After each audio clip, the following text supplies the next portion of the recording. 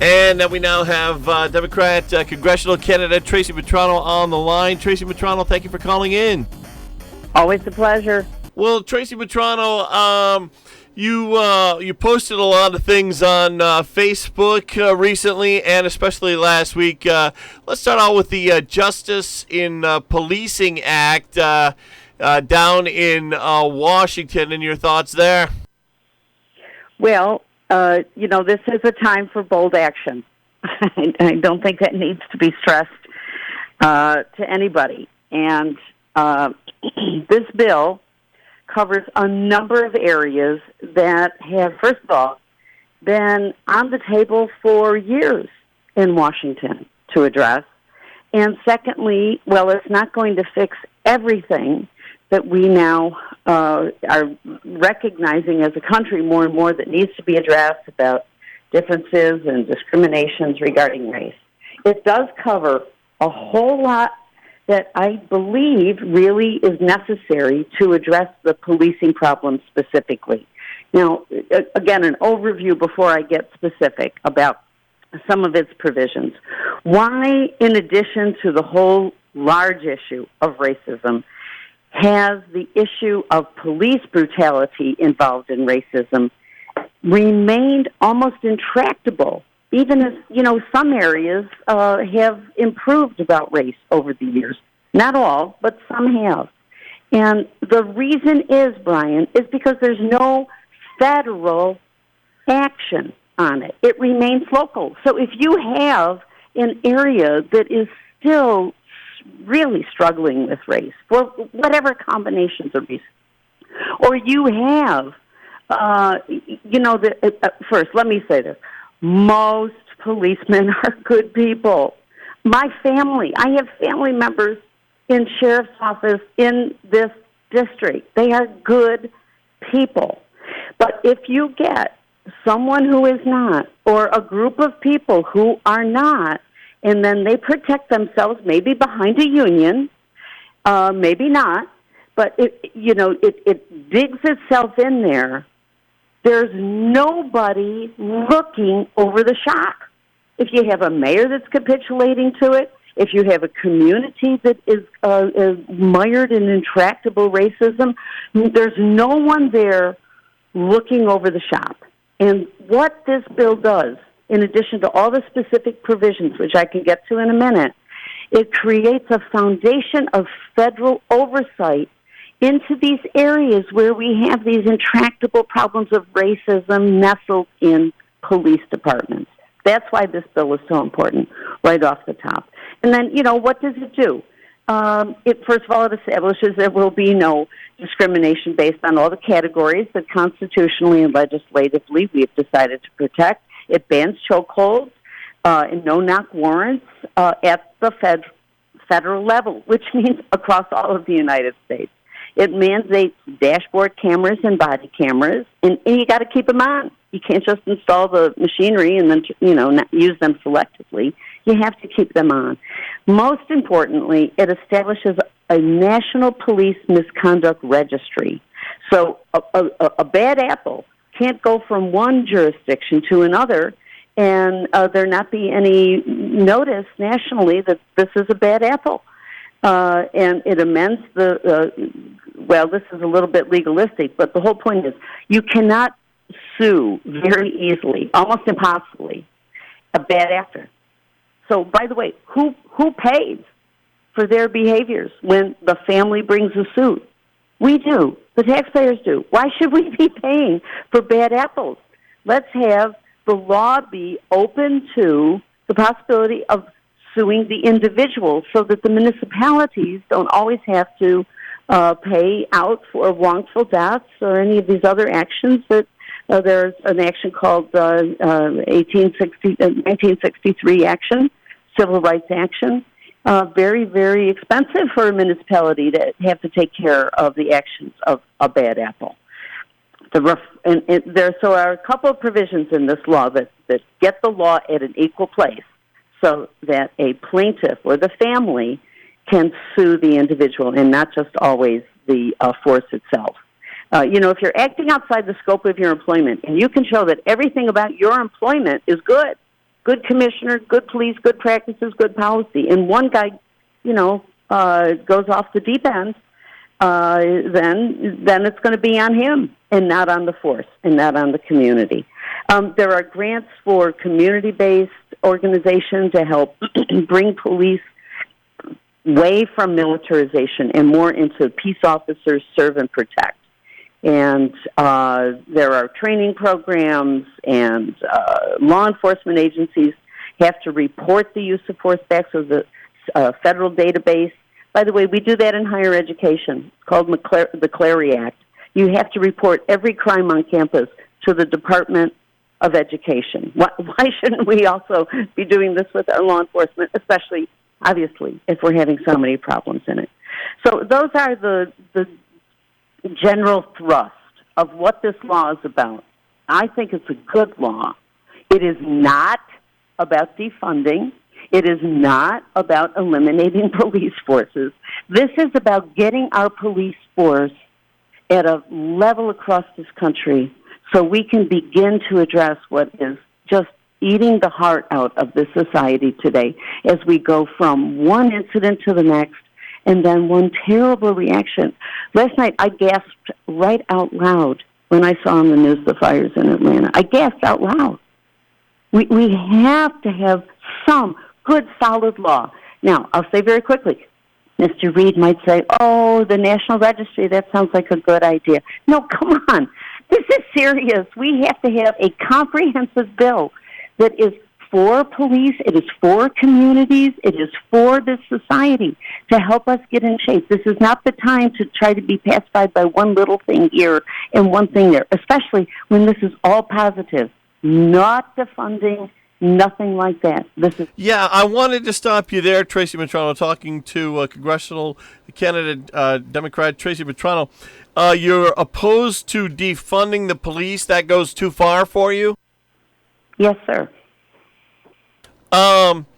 And you also spoke in this interview and in your Facebook post and in speeches that you've given about the importance of stopping or backing off on or the militarization of the police. That's a big objection that you have. And when you talk about the militarization of the police, I think you're talking about police wearing camouflage and having all these I could say tasers, beyond tasers, tear gas and weapons like that. Brian?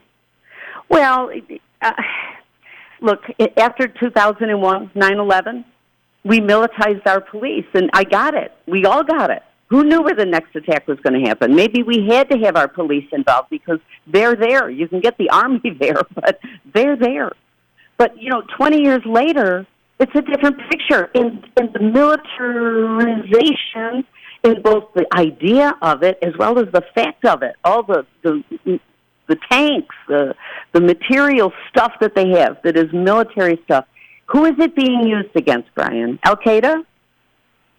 No, it's being used against us. We need police to protect and serve. If we had gone into a situation where we were being attacked randomly and repeatedly in this country, I get it, and I'd be the first one to fund that. But we're not. And instead what has happened is we keep funding it, but we're not funding the communities. We're not funding health care and education and infrastructure that people need in communities. We're funding police to do all of this militarization work, and it's only hurting us. It is time to rethink it. It is time to re-envision. It is time to reimagine what police could and should be and what our communities could and should be. Because that reason is past now. It's anachronistic. But we're stuck with it, and what has happened is the threat of racism that does run through this country has gotten roiled up into this decision to militarize our police 20 years ago for a good reason then. Now it's for something else. We're talking with Democrat congressional candidate Tracy Mitrano on the topic of the National Police Registry that Congressman Tom Reed supports. Are you opposed to having a national police registry, or do you just think Reed should be in favor of more things besides just having a national registry to track police misconduct? The latter of what you said. When I went down the list, and I know it was boring, that was one of the things that is in this bill, and one of the things that I absolutely and totally agree with. We have to keep track of these bad apples, because without federal oversight like that, Brian, they're just jumping from municipality to municipality. And often with people like that who have a proclivity to violence, it gets worse and worse and worse. So they go another place, and then they're up to the level of putting a knee on someone's neck for 8 minutes and 46 seconds. We need to catch them the first time, the second time, and then you either weed them out or they're not that kind of person. They just needed help. But we need that registry. But it's not the only thing we need. And we're talking with Tracy Mitrano, the Democrat congressional candidate for the Tom Reed seat in the House. Tracy Mitrano, Governor Andrew Cuomo has signed into law some reforms. I know that's more of a state issue than a national issue, and you're running for a national seat, but did you have any thoughts on some of the new legislation that the governor's signing, in particular the one that would allow police personnel records to be made available through Freedom of Information requests? Yes. I think that, first of all, they are public servants. Our tax dollars pay them in their work. Everyone else's records are available. Why are we shielding theirs? Especially at a time when we're having a severe national crisis over this. Why should we protect them? It doesn't make sense. We're talking with Tracy Mitrano. Going to take a quick break and check the forecast. We'll be back in just a moment. Stay with us. I am really ready for Walker Metalsmiths to get back to normal. When have we ever been normal? You know, all the jewelers and apprentices back to work every day and customers in the showroom. FYI, that isn't a normal jewelry store. Designing jewelry, melting and shaping the gold and silver, setting the gems, and then selling it without a middleman from a local workshop, that's not been normal since about 1890. FYI, we don't sell right out of the workshop anymore. Okay, so the workshop's across the street now. Close enough. So when will we be back to our normal? We're getting closer, but for now we're going to play it safe. When can people start shopping in the jewelry store? For now, I'm afraid it's only by appointment. Call Jeannie at 607-478-8567. Our business hours are still a little irregular, but WalkersCelticJewelry.com is online 24/7. Jeannie will be answering messages every day, and she's really good at helping you over the phone and by email. Call 607-478-8567. We check in now with meteorologist Rob Carroll, and he says it's going to be a sunny day and a sunny week. Yes, Brian. And actually, in regards to precipitation, we're starting to fall a little bit below normal. The folks at the drought index now starting to categorize the southern tier as an area that's abnormally dry. We've got above normal precipitation, but that's right along the boundary of the eastern side of Lake Erie. Once you get into our part of the world, we've been drier than normal, and we have no mention of rainfall in the forecast the next several days. High pressure stretching from New York and New England all the way back into Michigan. We are clear this morning from Buffalo to Binghamton, and it's going to be a very sunny day, 70 to 75. Sunrise this morning was at 5:33. Sun sets tonight at 8:49. Clear tonight, cool, Brian, down to about 45. Earlier this morning, Saranac Lake got down to 30 degrees, believe it or not. We've got sun in the forecast for tomorrow, a little warmer, 75 to 80. Tomorrow night, clear to partly cloudy, not quite as cool, 50 to 55. And it's mostly sunny and warmer Wednesday, 80 to 85. Brian, Thursday and Friday will have sun. Temperatures will be up close to 90. Back with congressional Democrat candidate Tracy Mitrano. Tracy, you have a weekly YouTube session called Tuesday's Talk with Tracy. Last week's topic was racial injustice and inequality. How did that go? Well, I really enjoyed talking with members of the NAACP up in Geneva and over in the Elmira Corning area. These are people who have been at work at trying to move communities from any of the vestiges of what this country has struggled with into full equality. And they are really, really lovely people. Lucille up in Geneva and Georgia down in the Elmira Corning area have been in their communities a long time, and I respect them for all of their work. It went great. And do you have a Tuesdays with Tracy scheduled for tomorrow? Yes, sir. And this is a very unusual one, Brian. It's an open forum. It's a town hall. We're doing it remotely, but, people can go to the Facebook or, Facebook is a good place to find the link, and please join. It's a town hall. People get a chance to ask me whatever they want. Often with the other Tuesday with Tracy, we have guest speakers, and I'm trying to learn from them, so it's not really time for me to opine. Sometimes I'll say something or a question will come up. But this is an opportunity. If people have a question, where does Mitrano stand on this, or what does she think? This is the time to come on in, and we can talk about it. Yeah, on that topic, Tracy Mitrano, what do you hear from the voters in this congressional district as to what's their biggest concern right now? Well, I'd say it's a medley of concerns. How do we keep ourselves safe from COVID while we're waiting for a vaccine? How are we going to get this economy back on track? There's not a single person that is not concerned about getting our economy back on track. Or about COVID, really, but probably every single person about the economy. It was such a shock. And then third, this issue of race. I mean, honestly, people, I'm going to mention something about my son, my younger son. He told me, he's just never felt anything like this before. He is just so appalled and embarrassed for our country. He's a young man, so he's just gaining a sense of awareness of the world. And he can't believe this country is about what we saw in Minnesota. And so it's very interesting. And young people, especially, it seems, Brian, have been galvanized by this because maybe they grew up with, a little bit of the rose-colored glass aspect. Things have been good or good enough, but then they see this, and it's like, then they want to know why. So you talk about the history and what racism is, built on this lie of white supremacy, and how when people get in positions of power, they don't want to give them up.